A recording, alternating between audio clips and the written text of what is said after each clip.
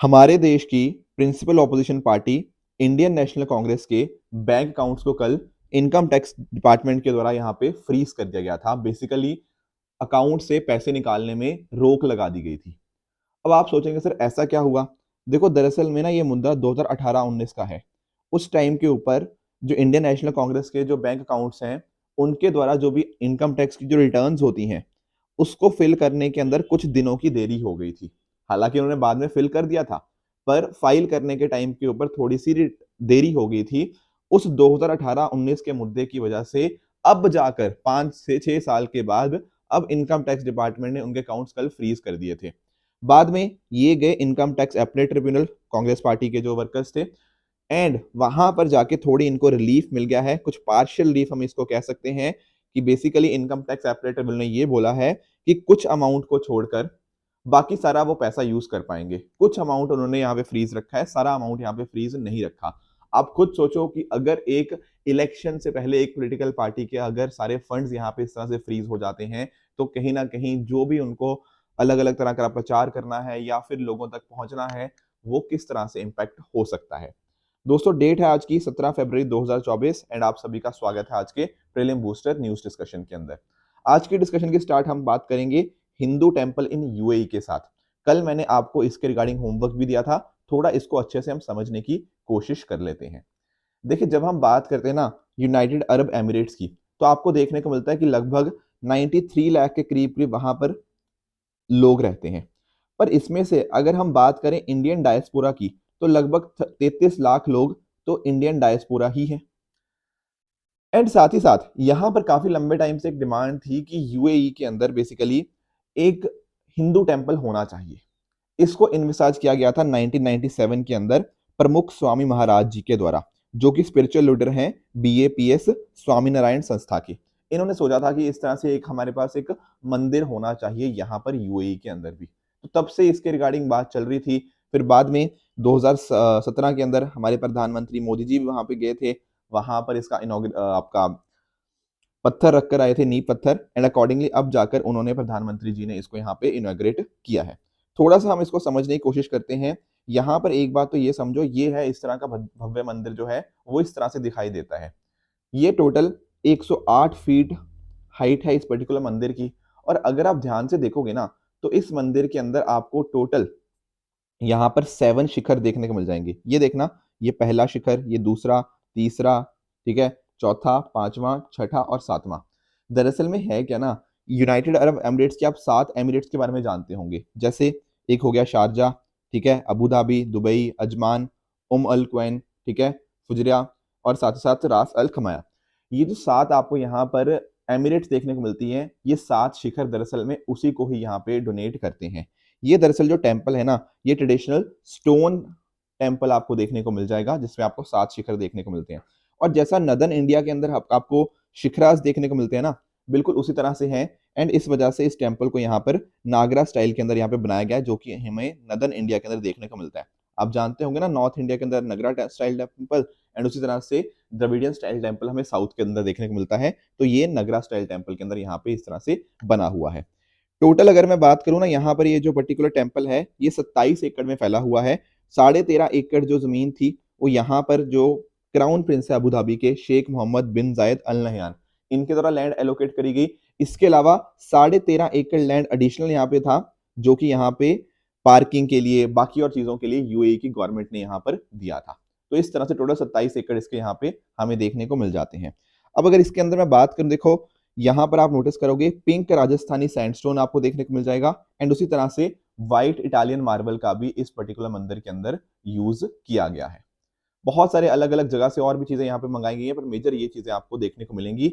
External जो है वहां पर पिंक आपको राजस्थानी सैंडस्टोन देखने को मिल जाएगा। जो मंदिर का इंटीरियर है वहां पर व्हाइट इटालियन मार्बल आपको देखने को मिल जाएगा। ये सातों यहाँ पे मैंने शिखर आपको बता भी दे, और यहाँ पर आपको अलग अलग स्टोरीज रामायणा की, महाभारता की, भगवतम, शिव पुराण, इन सब की आपको देखने को मिल जाएंगी। इसके अलावा ना यहाँ पर आपको एक होली रिवर भी आपको देखने को मिल जाती है, जहां पर आपको गंगा जी का पानी, यमुना जी का पानी वो आपको देखने को मिल जाएगा। साथ में ही रिवर सरस्वती को भी डिपिक्ट किया गया है in form of white light. जैसे वाराणसी के अंदर आपको घाट्स देखने को मिलते हैं, 80 घाट है, उसी तरह के घाट्स को यहाँ पर भी क्रिएट किया गया है। अगर मैं बात करूं यहाँ पे आपके पिलर्स की, तो दरअसल में ना बहुत सारे यहाँ पे पिलर्स यूज किए गए हैं अलग अलग तरह के, एंड एक यहाँ पे पिलर ऑफ पिलर्स भी है। क्या मतलब इस चीज का, ये देखो, ये है पिलर ऑफ पिलर्स। दरअसल में अगर आप नोटिस करोगे ना, इस बड़े पिलर के अंदर कुछ छोटे छोटे पिलर है। जैसे ये समझना, इधर इधर देखना, ये देखो, ये देख पा रहे हो, ये देखो ऐसे ऐसे ये बने हुए हैं इसके अंदर। ऐसा बताया जा रहा है इस पिलर ऑफ पिलर्स के अंदर 1400 छोटे छोटे पिलर्स बिल्कुल आपको यहाँ पे देखने को मिल जाएंगे। तो अपने आप में एक बड़ा ही इंटरेस्टिंग यहाँ पे मंदिर आपको देखने को मिल जाएगा।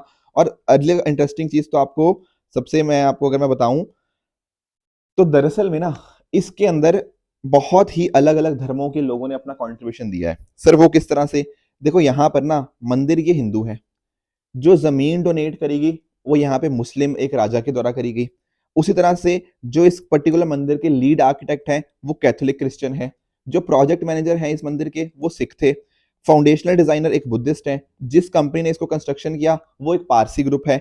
और जो इसके डायरेक्टर हैं इस मंदिर के, वो आते हैं जैन ट्रेडिशन से। तो आप नोटिस कर पाओगे कि लगभग डिफरेंट डिफरेंट धर्मों के, सभी धर्मों को यहाँ पे कवर करने की यहाँ पे आपको देखने को मिल जाएगा। तो इस तरह से ये जो मंदिर है आपस में भाईचारे का, टॉलरेंस का, म्यूचुअल रिस्पेक्ट का आपको एक मंदिर आपको देखने को मिल जाएगा। जैसे मैं आपको बता रहा था 2017 के अंदर इसका फाउंडेशन स्टोन रखा गया था प्रधानमंत्री मोदी जी के द्वारा ही। बाकी अगर आप नोटिस करोगे अलग अलग डिटीज आपको यहाँ पे देखने को मिल जाएंगे, जैसे भगवान राम, सीता माता, उसके अलावा लक्ष्मण, हनुमान, लॉर्ड शिव, पार्वती, गणपति, लॉर्ड जगन्नाथ, ये सारे आपको यहाँ पे देखने को मिल जाएंगे। अलग अलग सिविलाइजेशन की स्टोरीज, इंडियन सिविलाइजेशन, माया सिविलाइजेशन, इजिप्शियन सिविलाइजेशन, ऐसे डिफरेंट स्टोरीज आपको देखने को मिल जाती हैं।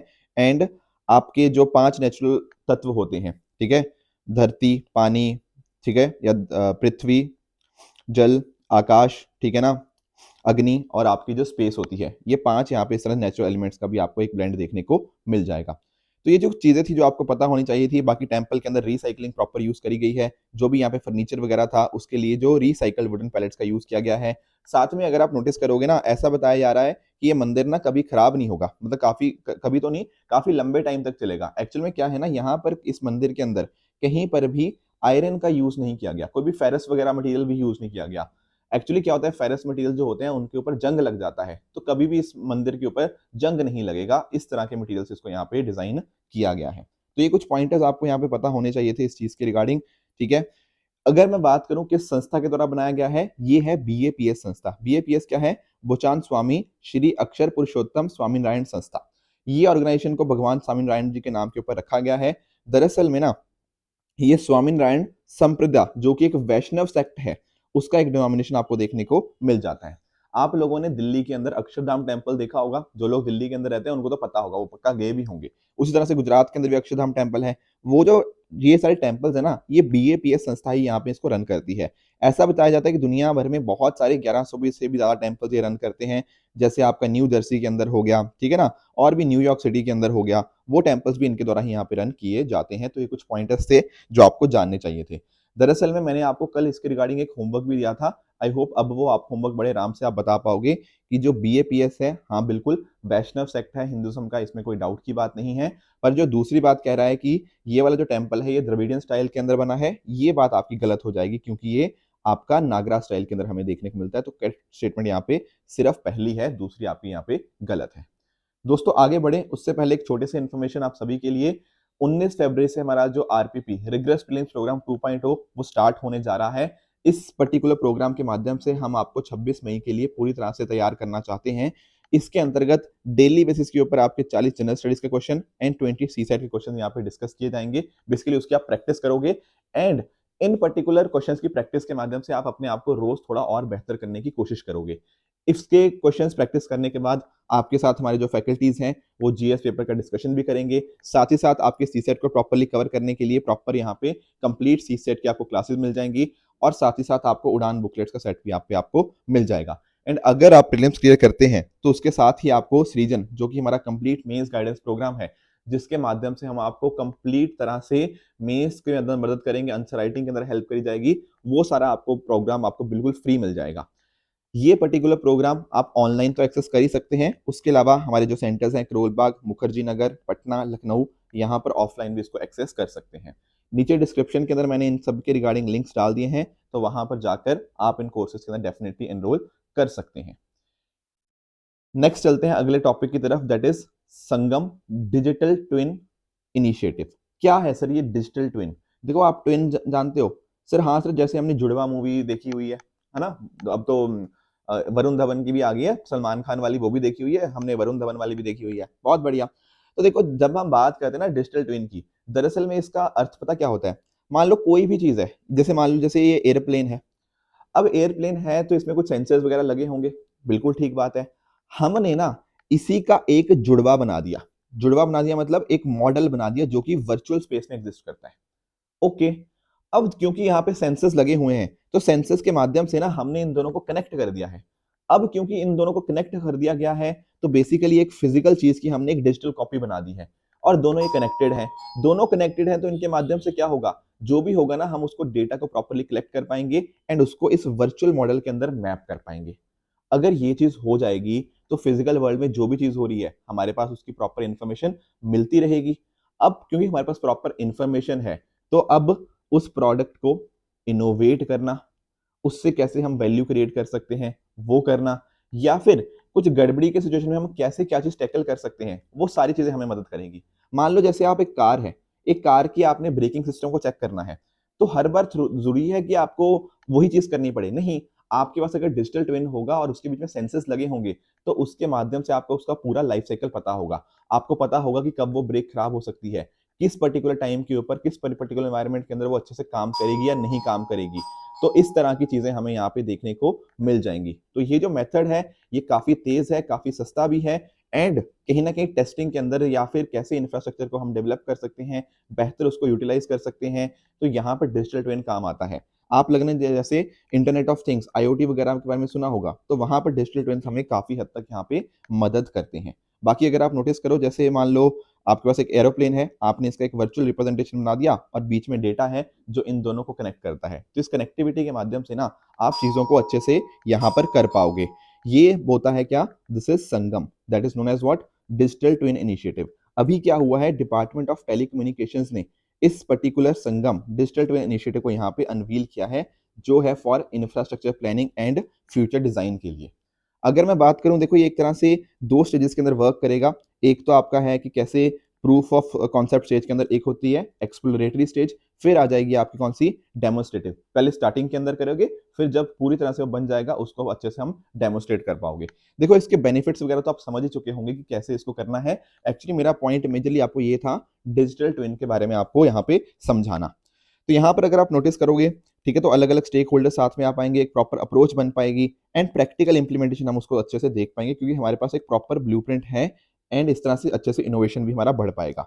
हमारा जो विजन है, हम 2047 तक पहुंचना चाहते हैं, तो उसके अंदर कम्युनिकेशन, कंपटीशन, सेंसिंग, इनका क्या रोल रहेगा, वहां पर भी मदद हमें करेगा। इससे रिसर्च एंड डेवलपमेंट हमारी इंप्रूव हो जाएगी, चीजों की एफिशिएंसी हम इंप्रूव कर पाएंगे और डिसीजन मेकिंग के अंदर भी हमारी प्रॉपर यहाँ पे मदद हो पाएगी। तो ये कुछ बेनिफिट्स हैं और भी आप देख पाओगे, ठीक है। जैसे जेट इंजन का मैंने आपको एग्जांपल दिया, आपकी गाड़ियों के अंदर आप इसको यूज कर सकते हो, पावर जनरेशन टर्बाइंस वगैरह के अंदर यूज कर सकते हो। तो अपने आप में बहुत सारी इसकी एप्लीकेशन हमें देखने को मिल जाती हैं। हेल्थ केयर के अंदर भी हैं, डेफिनेटली कार्स वगैरह तो अंदर हैं ही हैं। तो ये कुछ पॉइंटर्स थे संगम डिजिटल ट्विन इनिशिएटिव के बारे में जो आपको यहाँ पे जानने चाहिए थे। नेक्स्ट चलते हैं अगले टॉपिक की तरफ, दैट इज नॉर्दर्न पिनटेल के बारे में। देखो एक्चुअल में क्या है, अभी अगर हम बात करते हैं पुलिकट लेक की, पहले मैं आपको पुलिकट लेक की लोकेशन समझा देता हूँ। देखो इंडिया के अगर आप सदर्न वाली साइड पे जाओगे, यहाँ पर आपको दो स्टेट्स देखने को मिलती हैं, तमिलनाडु और यहाँ पे आपका आंध्र प्रदेश। इन दोनों स्टेट्स के अंदर आपको ये पुलिकट लेक आपको देखने को मिल जाएगी। तो दो स्टेट्स कौन सी हैं, आंध्रा एंड तमिलनाडु। ध्यान में रखिएगा, ये एक ब्रैकिश वाटर लेक है। क्या मतलब इस चीज का, कि खारे पानी वाली आपको यहाँ पे लेक आपको देखने को मिल जाएगी। अगर मैं बात करता हूँ ना आपके ईस्टर्न इंडिया की, अगर मैं बात करता हूँ, तो एक तो आपको चिलिका लेक देखने को मिल जाएगी, उसके बाद ही आपको second biggest salty water area आपको देखने को मिल जाएगा। डिफरेंट डिफरेंट आपको यहाँ पे प्लांट्स एंड एनिमल्स देखने को मिल जाएंगे। कुछ इंपॉर्टेंट रिवर्स, जैसे फॉर एग्जांपल आप कलिंगी रिवर आप यहाँ पे देख पाओगे, स्वर्णमुखी आप रिवर यहाँ पे देख पा रहे होंगे। उसके अलावा अरानी रिवर भी यहाँ से हमें देखने को मिल जाती है। यहाँ पर ही श्री हरिकोटा आपको देखने को मिल जाता है।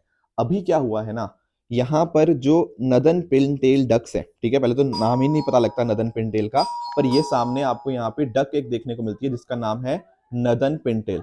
नदन पिनटेल की जब मैं बात करता हूँ, ये क्या है, एक डक है, ठीक है।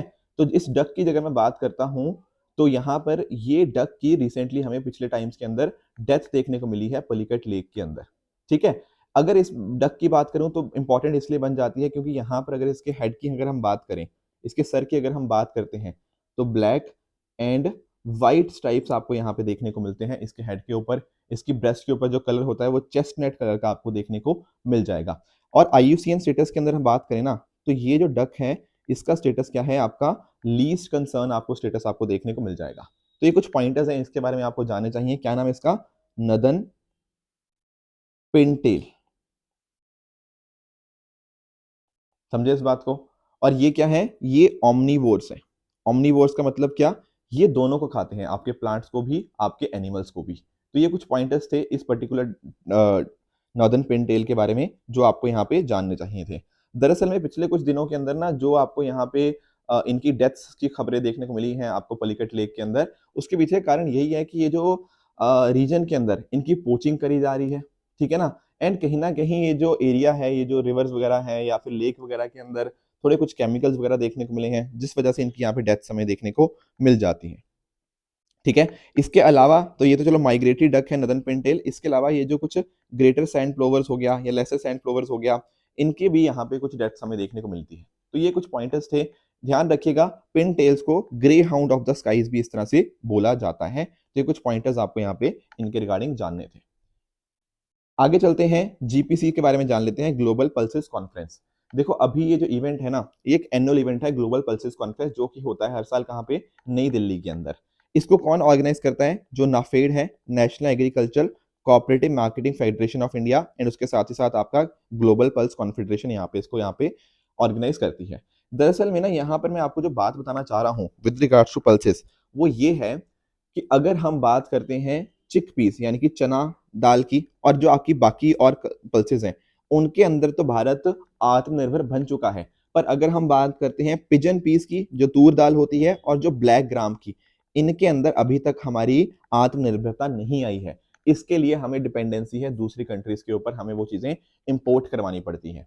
ये बात तो पहली बात पता होनी चाहिए कि अभी भी हम पल्सेस के अंदर, कुछ पल्सेस के अंदर अभी भी हम आत्मनिर्भर नहीं है। और हमारी उम्मीद ये है कि आने वाले 3 से 4 साल के अंदर यानी कि 2027 तक हम इनमें भी आत्मनिर्भर बन जाएंगे।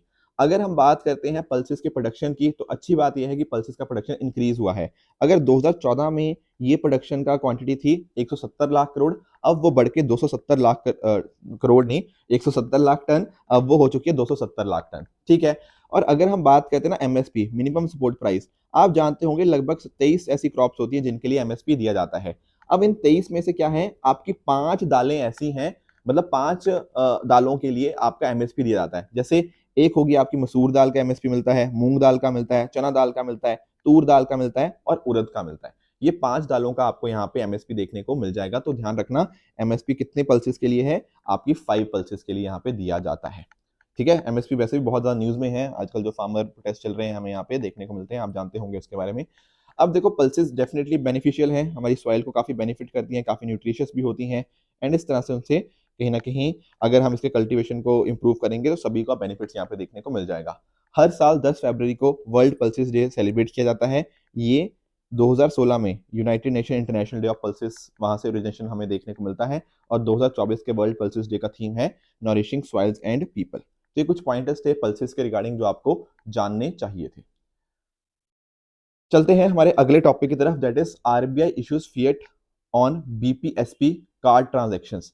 देखो ये एक ऐसा टॉपिक था जो शायद सभी ने मिस कर दिया, ठीक है, किसी ने भी ये कवर नहीं किया। पर मैं आपको थोड़ा इसके बारे में समझाना चाहूंगा, थोड़ा इकोनॉमी के पर्सपेक्टिव से थोड़ी ये चीज इंपॉर्टेंट हो जाती है, क्योंकि RBI के बहुत बड़ा डिसीजन है। मैं आपको समझाने की कोशिश करता हूँ। जैसे मान लो, मान लो आपकी कोई कंपनी है, ध्यान रखना मैंने क्या बोला, मैंने कहा आप नहीं हो, आपकी कोई कंपनी है, ठीक है। तो पहली बात तो ये जो चीज मैं बात कर रहा हूँ ये कॉर्पोरेट वालों के लिए कर रहा हूँ, ये मैं इंडिविजुअल्स के लिए बात नहीं कर रहा। अब ठीक है यार, आपकी कोई भी कंपनी हो सकती है, वॉट एवर, मान लो आप क्या बनाते हो, मान लो आप लैपटॉप बनाते हो, ठीक है। अब आप लैपटॉप बनाते हो तो कहीं से इसके कुछ रॉ मटेरियल्स भी लेते होंगे, कोई आपका वेंडर होगा, बिल्कुल ठीक बात है। सर वो लैपटॉप के लिए हमें जो भी छोटी मोटी चीजें चाहिए होंगी, जो भी उसकी बॉडी के लिए चाहिए होगा, ऐसा कुछ हम कहीं से खरीदते हैं। अब ये बंदे ने मुझे कोई चीज बेची, क्या मैं पैसे उसी टाइम दे दूंगा? नहीं, शायद, मतलब शायद तो मैं उसी टाइम दे दूंगा अगर मेरे पास होंगे, या तो मैं कैश की फॉर्म में दे दूंगा, या फिर मैं उसको नेट बैंकिंग के माध्यम से दे दूंगा पैसा, UPI वगैरह कर दूंगा। या फिर तीसरा तरीका पता क्या है? तीसरा तरीका है कि मैं बैंक से लोन लूं। मैंने क्या किया, बैंक से, मेरी कंपनी ने बैंक से लोन लिया, बैंक से लोन लेने के बाद मैंने इसको पैसे दे दिए। पर इससे पता नुकसान पता क्या हुआ? इससे नुकसान ये हुआ इन तीनों तरीके से, चाहे मैंने कैश से दिया, नेट बैंकिंग से। मेरी दिक्कत पता क्या आई? मैंने या तो अभी लैपटॉप बेचा नहीं है, लैपटॉप बेचूंगा तब मेरे पास पैसे आएंगे, और वो शायद पता नहीं कब आएंगे। तो पहले दो तरीकों में तो ये नुकसान हुआ। अगर मैं बैंक से लोन लेके ये चीज कर रहा हूं तो भाई मेरा इंटरेस्ट जा रहा है। तो मुझे ना बड़ी दिक्कतें आ रही थी इस वजह से। इसी दिक्कत को सॉल्व करने के लिए ना हमने बोला कि नहीं यार, बीच में एक बीपीएसपी आ जाए या फिर एक तीसरी कंपनी आ जाए, जो कि होगा क्या, जो कि होगा फिनटेक। तो फिनटेक आ गया बीच में, यहां आ गया मेरा वेंडर। अब पता क्या है, जो कंपनीज होती है ना, कंपनीज, हाँ जी सर, इनके पास भी क्रेडिट कार्ड होते हैं, ठीक है। जैसे फॉर एग्जांपल मान लो, जैसे मेरे पास क्रेडिट कार्ड होता है, बिल्कुल ठीक बात है। अगर मैंने आज उस क्रेडिट कार्ड से कुछ खर्चा कर दिया ना, तो मेरे पास कुछ एक महीने का टाइम होता है, महीने बाद मैं वापस कर सकता हूँ बैंक को पैसे, है ना, ऐसे ही होता है। तब तक कोई खर्चा नहीं लगेगा। अगर महीने के बाद भी मैं पैसे नहीं दे पाता, तब मेरे ऊपर चार्जेस लगते हैं। ये क्रेडिट कार्ड का फंडा होता है। सेम क्रेडिट कार्ड फंडा यहाँ पर भी है। अब पता क्या करूंगा मैं मेरा जो क्रेडिट कार्ड था उससे तो मैंने कुछ पैसा उधार ले लिया, और मैंने बोल दिया यार 30 दिन के अंदर वापस कर दूंगा, तो कोई दिक्कत नहीं है, क्योंकि 30 दिन के अंदर मेरे ऊपर कोई पेनल्टी नहीं है। 30 दिन के बाद मेरे ऊपर चार्जेस लगेंगे। अब मैंने पता क्या किया, मैंने यहां से पैसा लेके इस फिनटेक कंपनी को दे दिया, और फिनटेक ने ना यहां पर क्या किया, यहां पर कैश की फॉर्म में पेमेंट इसको कर दी। Do you get the point? Cash की फॉर्म में या फिर नेट बैंकिंग के अंदर। अब आप एक बात समझो, मैंने इस फिनटेक को कैसे पैसे दिया है? मैंने इस फिनटेक को पैसे दिया क्रेडिट कार्ड के माध्यम से। इस फिनटेक ने इस वेंडर को कैसे पैसे दिया? नेट बैंकिंग या कैश के माध्यम से। तो ये होता है बीपीएसपी कार्ड। समझे इस बात को? अब देखो आरबीआई ने ना इसके ऊपर रोक लगा दी है कुछ हद तक। वो क्यों रोक लगा दी? देखो क्योंकि ना आरबीआई का एक एक्ट है, payment and settlement system act. उस पर्टिकुलर एक्ट के अंदर ना क्या है, कुछ वेंडर्स ऐसे बताए गए हैं जो वेंडर्स क्रेडिट कार्ड के थ्रू पेमेंट नहीं ले सकते। ओके, पर सर क्रेडिट कार्ड से पेमेंट ले थोड़ी रहे हैं, तो कैश और नेट बैंकिंग से ले रहे हैं। आरबीआई ने बोला नहीं, ये बीच में ऐसे गड़बड़ी नहीं चलेगी कि आपने देखा कि यार क्रेडिट कार्ड से ये पैसा नहीं ले सकता, तो ये क्रेडिट कार्ड से इस पर्टिकुलर कंपनी ने फिनटेक को पैसा दे दिया, और इस फिनटेक ने आगे उस क्रेडिट कार्ड के पैसे को वेंडर को दे दिया। ये तो गलत बात कर रहे हो आप, ठीक है ना। ये आरबीआई ने इसके ऊपर रोक लगाई है, इस बीपीएसपी के ऊपर, ये जो इस तरह की फिनटेक आपको देखने को मिल जाती है। तो आरबीआई ने बोला है कि देखो प्रॉपर केवाईसी हुई नहीं है इस चीज की, नो योर कस्टमर वगैरह चीजें करो, और जब हमने अलाउड नहीं कर रखा तो ये बीच में आप इनडायरेक्टली ये चीज कैसे कर पा रहे हो। तो आरबीआई ने इस पर्टिकुलर बिजनेस क्रेडिट कार्ड्स के ऊपर काफी कंसर्न जाहिर किया है। इसी को हम क्या बोल सकते हैं कि आरबीआई ने वीजा और मास्टर कार्ड को रोका है, किसके ऊपर?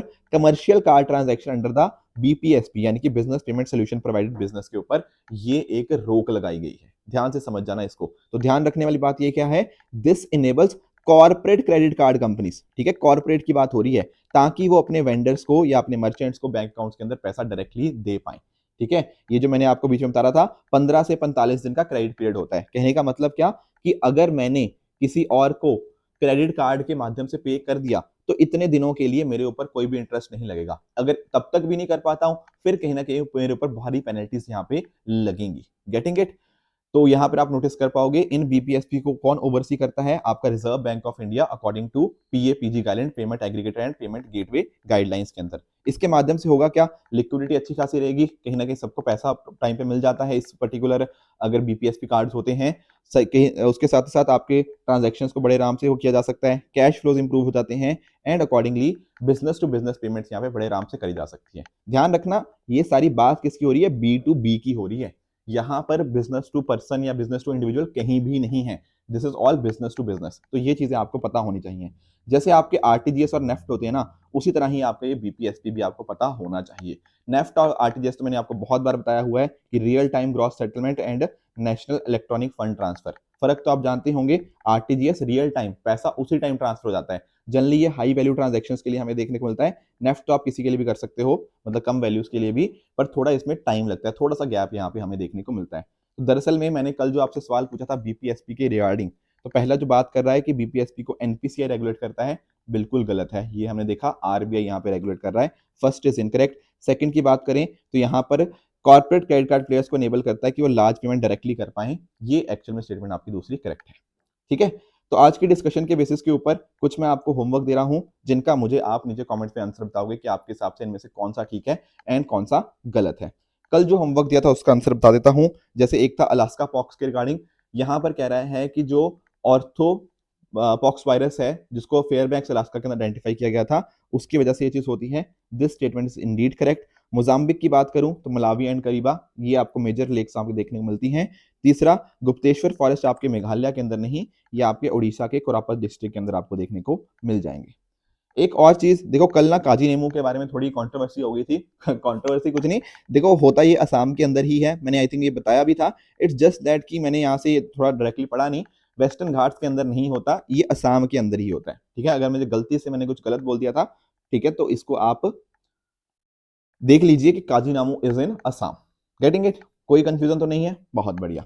आज का होमवर्क क्या रहेगा? आज का होमवर्क रहेगा पहला आपका वर्ल्ड रिस्टोरेशन फ्लैगशिप्स के बारे में। इसका कोशिश कीजिएगा इसको आंसर करने की। आई नो थोड़ा नया कॉन्सेप्ट है, बट डेफिनेटली ट्राई जरूर कीजिएगा। दूसरा आपका होमवर्क रहेगा इंटरनेशनल एनर्जी एजेंसी के बारे में। ये तो मैंने बहुत बार डिस्कस किया हुआ है एंड आई एम श्योर आप लोग काफी इजीली इस क्वेश्चन को मुझे बता दोगे कि इसका सही आंसर क्या होना चाहिए। तो दोस्तों ये थी आज की डिस्कशन। अगर आपको इसकी पीडीएफ चाहिए तो आप हमारे Telegram channel PW only official में जाके इसकी पीडीएफ डाउनलोड कर सकते हो एंड अपनी प्रेपरेशन को और भी बेहतर बना सकते हो। सो इसी तरह से आप भी अपने एंड पे हार्डवर्क करते रहिए। Thank you very much for that discussion.